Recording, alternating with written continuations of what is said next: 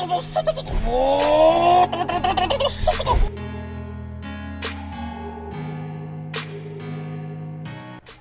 YouTube, Crafting Cars here, happy Friday. Now in today's video, I got a lot of big updates to share with you. As the title suggests, I'm going to be putting a shift linkage into my 97 Civic here, just so I can, test that the tranny has all the gears and the shifting still feels smooth.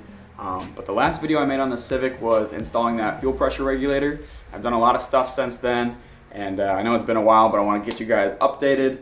And then I got a lot of other parts and a lot of other cool stuff I want to show you as well. So as for the Civic, like I said in the last video, we popped in that fuel pressure regulator that you see down there, and I was working my way up here. Since then, I finally got this intake manifold on for good. Everything underneath the intake manifold, like the heater hoses, like oil pressure sensor, all the fittings and stuff, I made sure those were nice and secure, so I never have to take that intake manifold off again, hopefully, for a long time. And then, if you guys remember those two fittings that we put on the back of the block for breather fittings, I got hoses coming from those fittings up into this catch can here. This is a Speed Factory Rising Sun catch can, and I painted it black and red. It used to just be silver, but I painted it black and red to match my valve cover. And I just went ahead and ran a lot of the heater hoses, vacuum lines. I made sure everything was nice and tucked. A couple of the harnesses I went over. You can see how they're kind of wrapped to look all nice now, because the old ones are a little burnt up and kind of shitty looking.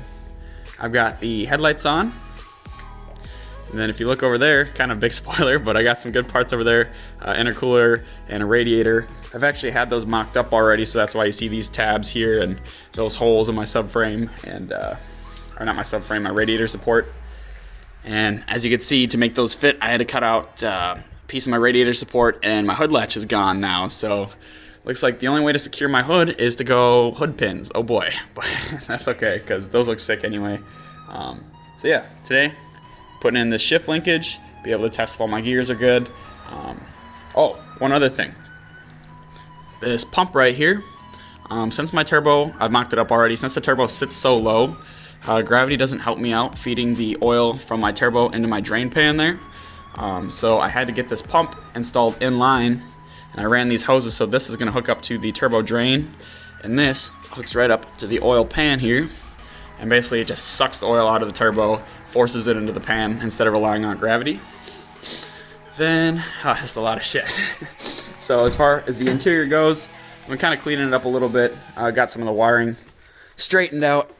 As you can see, get this out of here. I got some new gauges installed. So this is my oil pressure gauge.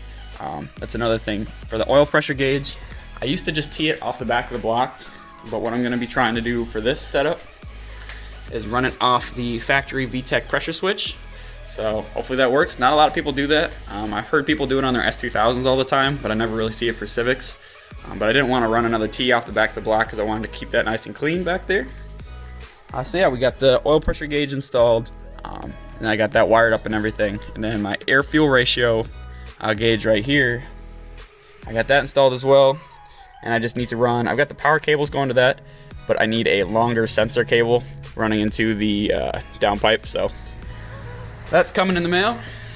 And yeah, so spoiler, here's the turbo and exhaust downpipe setup I got going.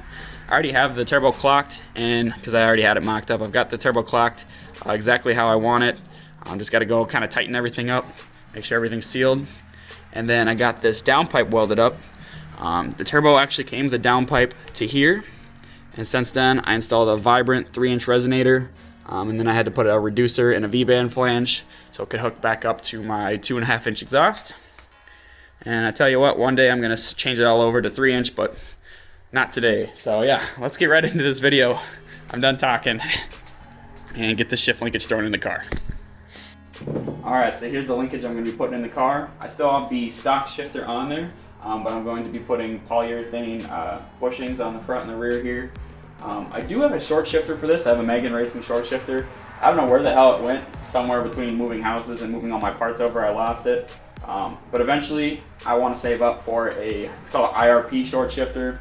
They're made in Germany, and they're super notchy, super short shifts. So I think eventually I'm going to save up for that. So we're just going to run basically stock for now. And so yeah, the first thing I'm going to do, pull this bushing off right here. over to this. And a lot of times you need quite a bit of lube because these polyurethane bushings are not nearly as flexible as the old rubber ones.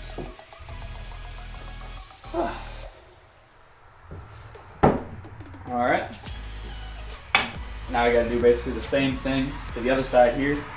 I gotta press this into this hole. Definitely gonna need more lube, and I might actually have to use the vise for this one.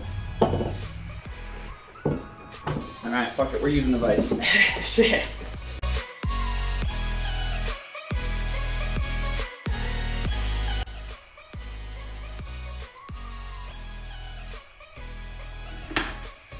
Whoa, that was kind of cool. Bushing is installed. All right, so now we're underneath the car. Here's the end of the linkage here. And the first thing I want to slide in is right here. There's a little sleeve with a hole in it, and that slides over this rod with the hole in it. And then there's a pin that connects the two. And that pin's actually really hard to get into place. We call it a bitch pin. I think even Honda calls it a bitch pin because it is such a bitch to get it in there. We're gonna fight through that today. And then you'll see this end here where we put that polyurethane bushing on. That's gonna slide over that nub right there.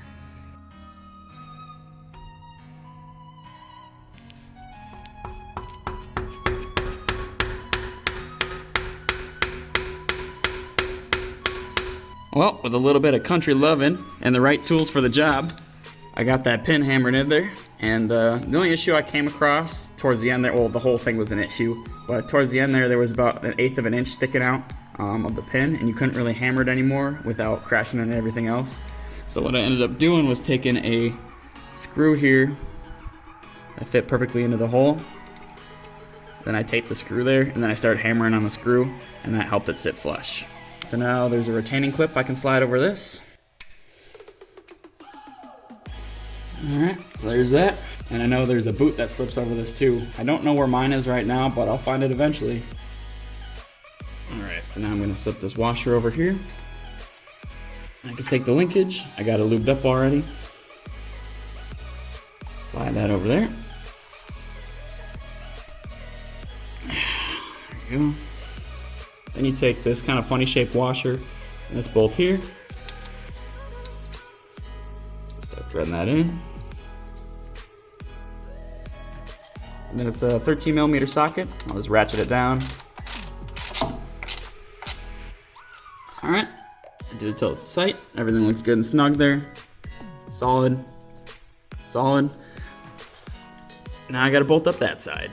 Usually it's nice to have you can have a second set of hands inside the car, feeding the bolts down through these two holes here.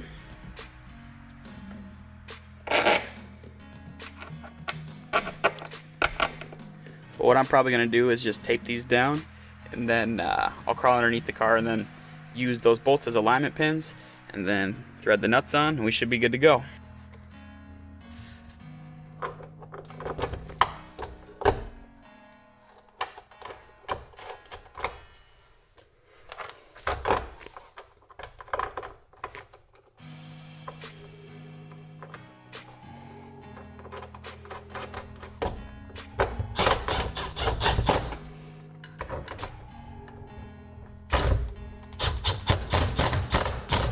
Alright, as you can see, we're all mounted up, squishing that polyurethane just a little bit.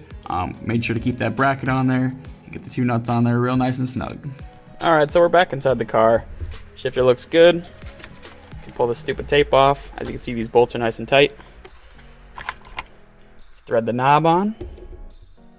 And now for the moment of truth. So neutral's there. 1, 2, 3, 4, 5, and reverse. That feels so good. All right, so now we're gonna test it for real. All